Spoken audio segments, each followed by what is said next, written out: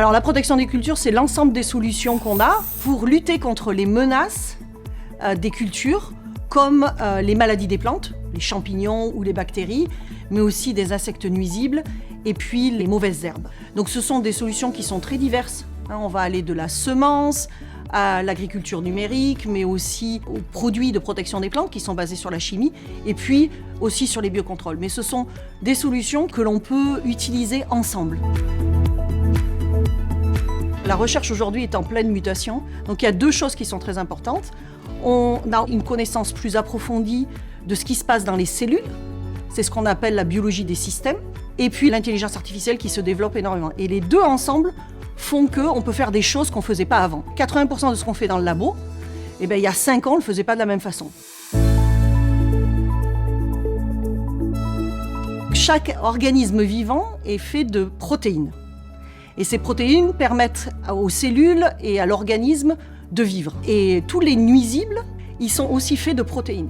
Et si on peut, avec des molécules, bloquer l'activité de ces protéines, on peut arrêter l'impact qu'ont ces nuisibles sur les cultures. Quand on a compris ce que c'est que la biologie et qu'est-ce que c'est qu'une protéine, on peut mieux comprendre qu'est-ce qu'on fait dans CropKey et quel est le principe de CropKey. CropKey, on peut le traduire par la clé des champs et la clé des moissons. Jusqu'à présent, ce qu'on faisait, c'est que notre point de départ, c'était les molécules.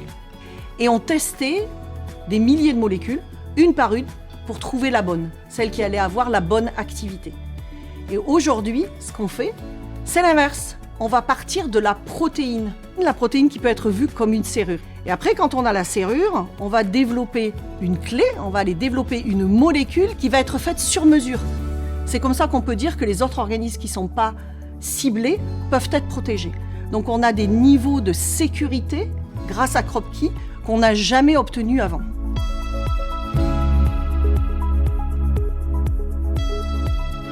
Donc on a une intelligence artificielle qui est générative, donc on a une sorte de ChatGPT. Notre ChatGPT a appris de ce qu'on a fait avant. On va lui dire, voilà, on veut ce profil. Et lui, il va nous proposer une molécule.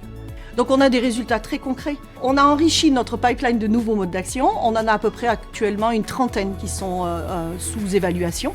On a aussi notre première molécule qui va sortir sur le marché en 2028. C'est la première molécule qui vient de l'approche CropKey. CropKey, c'est aussi de l'innovation ouverte, c'est-à-dire qu'on va aller travailler avec des partenaires qui vont maîtriser des sciences que nous, on ne maîtrise pas. L'intelligence artificielle évolue tous les jours, toutes les technologies évoluent tous les jours, donc il faut qu'on reste vraiment au top. Et pour être au top, il faut travailler avec les autres scientifiques. Donc on fait de l'innovation ouverte.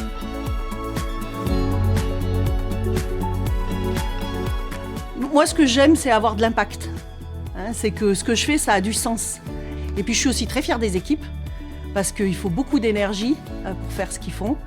Et puis il faut beaucoup de résilience, parce que la recherche, il y a 90% de ce qu'on fait qui ne fonctionne pas, quoi. On n'en garde que 10%.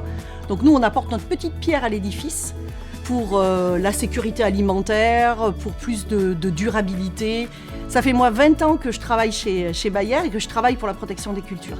Et quand je compare ce qu'on faisait il y a 20 ans et ce qu'on fait aujourd'hui, c'est super excitant, oui.